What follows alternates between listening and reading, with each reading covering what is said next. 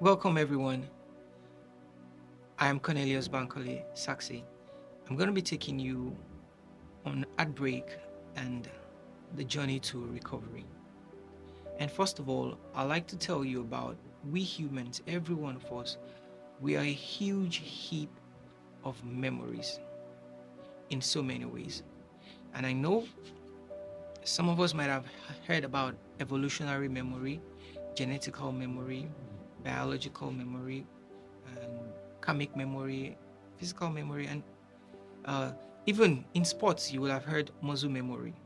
So there are so many kinds of memory, but we humans were a bunch of memory. So, how do we gather memory? We gather memory through what we smell. We gather memory through what we taste, what we hear, what we see, and what we touch. Out of the five ways we gather memory, what we see and what we touch have the deepest form of memory, especially what we touch. It comes with a certain level of memory in our system. So, when we're trying to break up or when we're trying to have a break in a relationship, it is like you wanting to rip off that memory, and that is not going to be easy at all for various reasons. It would not be easy at all for various reasons.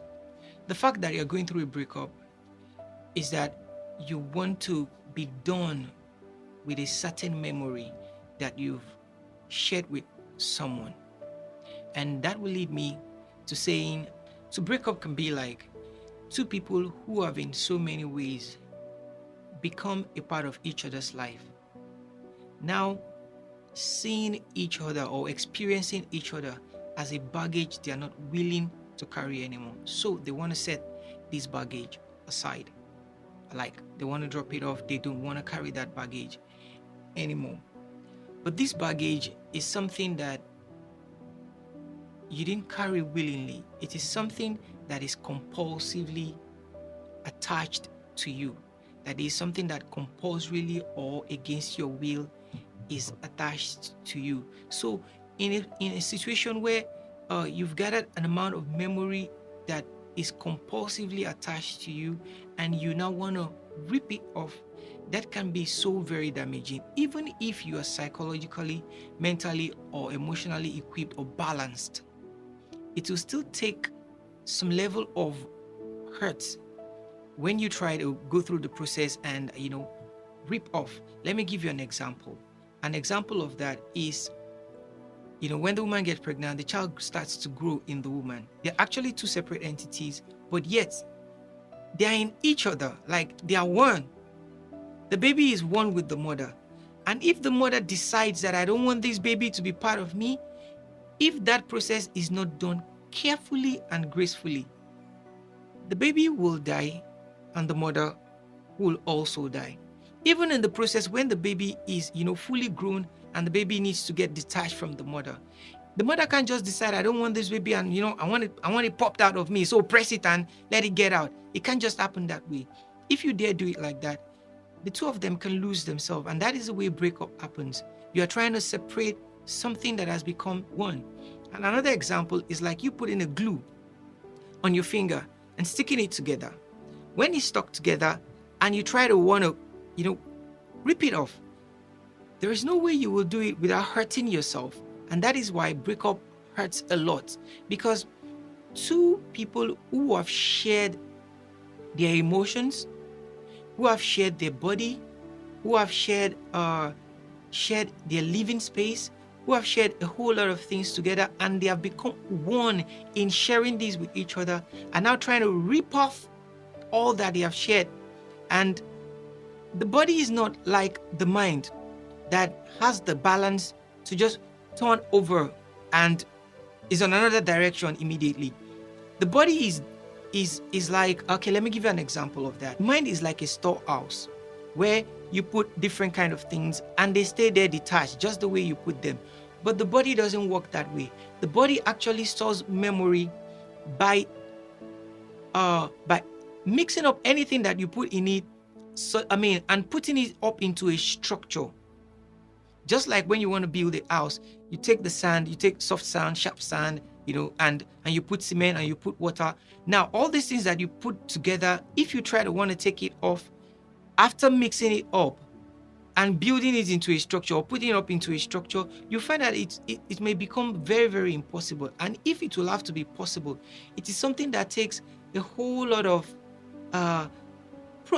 systemic process, or probably a scientific process to separate all these things from each other. And that is the way you trying to drop the baggage gets to look like. It has to be done with a whole lot of gracefulness and care. And now I'll have to say this: the system has to go through a particular process during the time of breakup.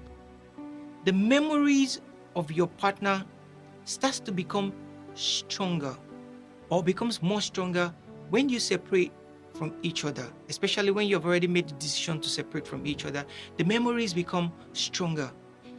And in the case of divorce, it becomes more stronger in the case of divorce and death. Even in death, that is more stronger, because in death, the memories of your spouse or your partner starts to reflect in every fiber of your being. The way I wrote it down here is that in death, memories of your spouse works in every cell of your body if you have lived long enough together. So this can be something that will be very, very damaging and traumatizing for you if this gets to happen. That process has to be done gracefully. And the emotional, it's not just an emotional or psychological process. It is also a physical process. Your body has identified with your partner. The whole of your senses have identified with your partner. And don't forget that these senses that we use in gathering memories, they are physical.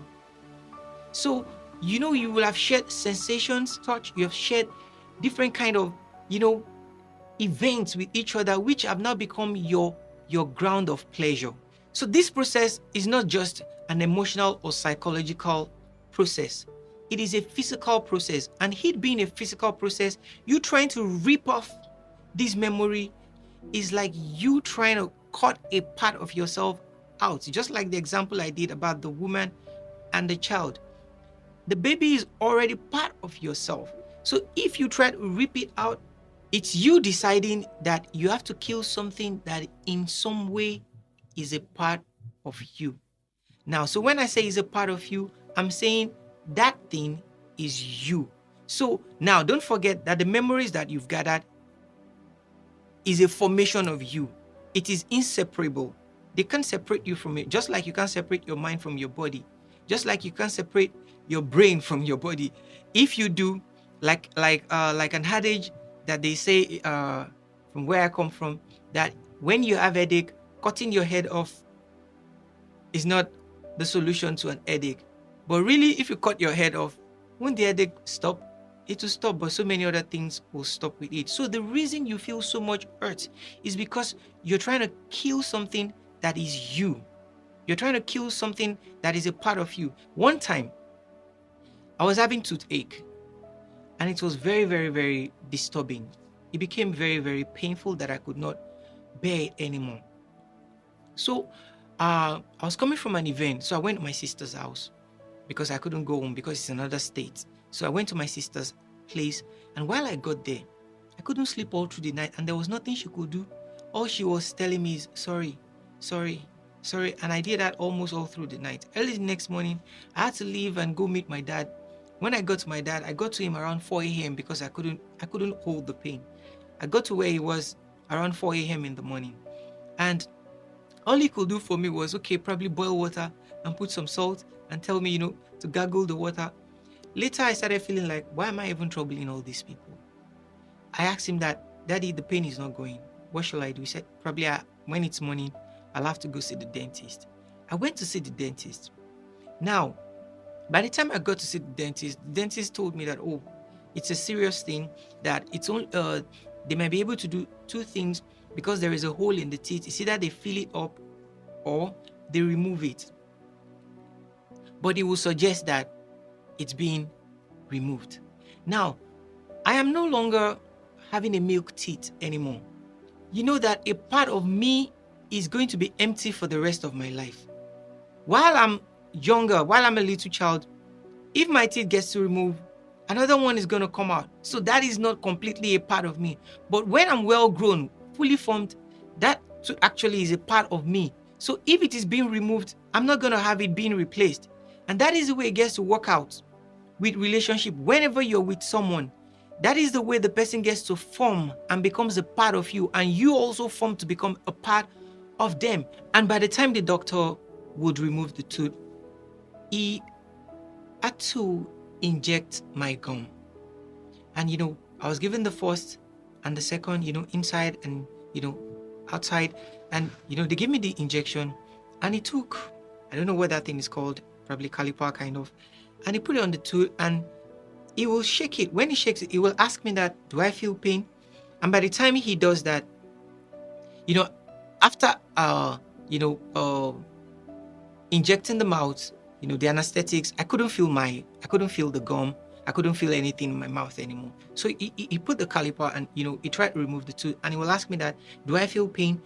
When he does that, I still feel some little tingling pain, and I'll tell him I'm still feeling a tingling pain at that, at the base of the tooth. And he told me that I should wait. He brought the injection, and he gave me one more. And by the time he gave me one more, he put the stuff there this time around. I could feel nothing. And easily, he pulled off that tooth. Now, that is the same way, that is the same approach when you want to end a relationship, when you want to break up. You don't have to do it drastically. You don't have to rip it off. Trying to take off all the memories will actually hurt. You don't want to think about the person. You don't want to have anything to do with the person anymore and all that. It is a part of you that you cannot just separate. And if you try to separate it, it is going to hurt you so bad. And now, most people think the best way to deal with a breakup is to immediately after breaking up, get into another relationship. That is a rebound. It doesn't work so well all the time. Why?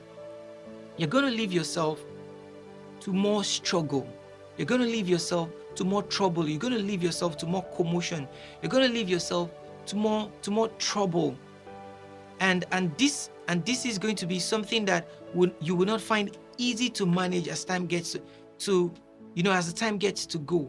You're going to become a more bigger challenge for yourself and whoever you're with, because you have really not recovered from all that you've gone through in the past relationship.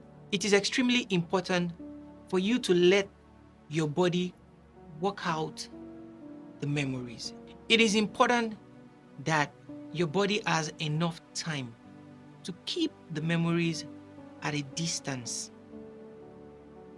And if you will not allow that to happen, you're going to render yourself into a space where to become peaceful and joyful will become an extremely hard thing to do all through your life. And this is the challenge that many people have with relationship. When they are done with a relationship, when they break up from a relationship, they don't allow their body to be done with the former memories, to keep the memories of the last relationship at a distance. And these actually make them to find it difficult to be peaceful. Even if you have everything in your life, you will find that you will grow to a point. It's just like you moving from a relationship to another, like those who actually run multiple relationships, their body actually struggles with the identity of the information or the memory they are gathering, conflicting memory that their body is gathering. And this conflicting memory will not allow them to be able to be at a particular level of peace and joy. And they can have everything. They can be good business people. They can be good entrepreneurs. They can be good, good at everything. They can be highly skillful.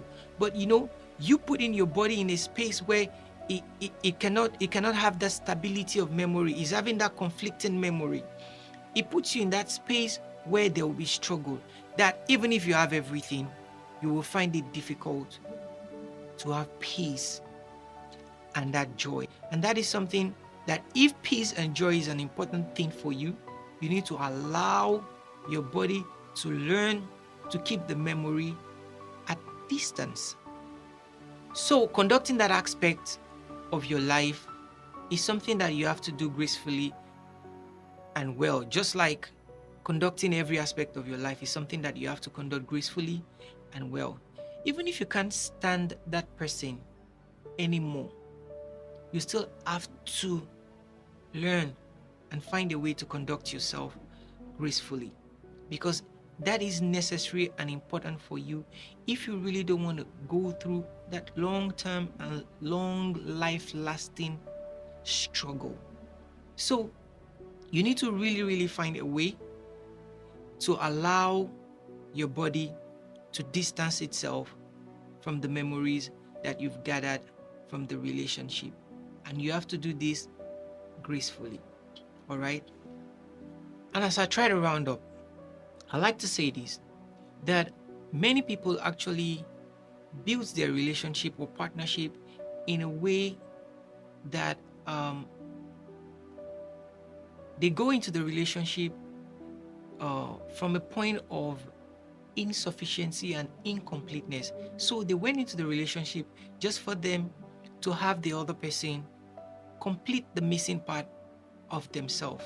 For those who actually conduct their relationship in that form will actually suffer more when it gets to the point of breakup, because by the time the breakup gets to happen, the feeling of incompleteness or insufficiency is going to rise. And that's when every other thing, like loneliness and every other thing, gets to set in, and you will start to get to a point of neediness. But when this happens, when you are at that point that you have decided that really this breakup has to happen, or you cannot deal anymore, but sincerely, if it's something you could really work on, breaking up is not something that will be the best suggestion for anybody. Breaking up or divorce will not be the best option at every given time. But sincerely, when this gets to happen and you've come to terms that, okay, really this baggage, I'm no longer ready to carry this baggage, I'm no longer ready to continue with it. I'm no longer ready to continue with it. So in you getting to such points, I think what I would suggest to you that this period of time is a period of time that you need to look into the completeness, because for real, the reason anybody should go into a relationship is not because of incompleteness or insufficiency. The reason everybody should go into a relationship is because you have a dream, you have a future, you have a life, a complete process of life of your own.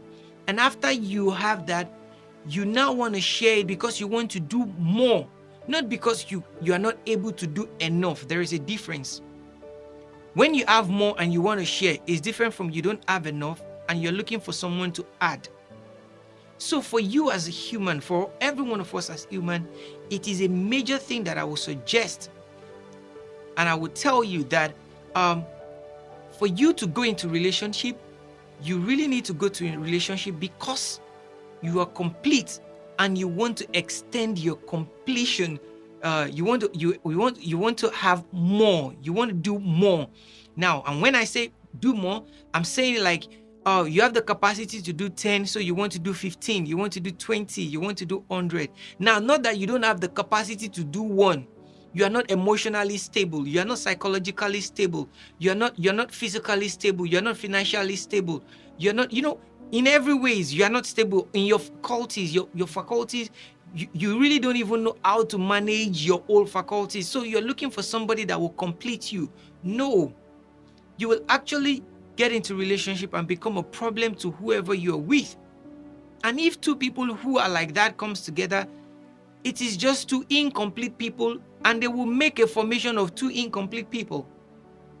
And that is not healthy. So whenever Now that you're at a point where you're broken up or your divorce is there, what I'm going to tell you is that this is a good time for you to look inward, for you to reflect, for you to look into the completeness, the totality of the whole process of you being a complete human. Because we being a complete human is a full process on its own. You don't need a relationship to make that happen. You don't need a relationship to have peace. You don't need a relationship to have joy. You don't need a relationship to have love. You are a complete being and you must experience all these fully by yourself. And this is something that you need to now take a time. Anytime relationship gets to this point, what I always advise or what I always suggest is that it's a good time for reflection. It's a good time to look into yourself. Look into what is missing. What is, the things that you are not yet doing that you need to do. You look into the lessons from the relationship. So finally, heartbreak can leave you paranoid about bonding with anyone in your life. And if this happens repeatedly, you start to find it difficult to trust anyone and to commit. And what's the essence of relationship when you cannot trust and commit? Because relationship is a transaction and partnership. And the two pillars that holds every partnership is trust and commitment.